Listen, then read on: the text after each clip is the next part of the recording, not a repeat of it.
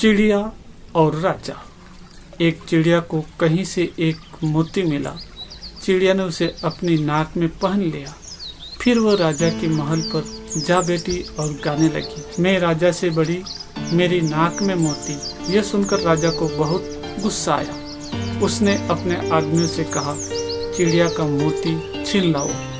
उन्होंने जाकर झट से चिड़िया से मोती छीन लिया। अब चिड़िया पहले वाला गाना छोड़कर दूसरा गाना गाने लगी, राजा भिखारी मेरा मोती छीन लिया। यह गीत सुनकर राजा बड़ा शर्माया।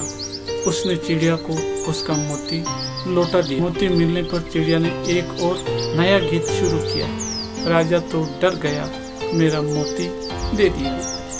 यह गीत सुनकर राजा गुस्से से लाल हो गया। उसने चिल्लाकर कहा, पकड़ लाओ इस बदमाश चिड़िया को। उसके आदमी चिड़िया को पकड़ने के लिए दौड़े, मगर चिड़िया फुर से उड़ गई।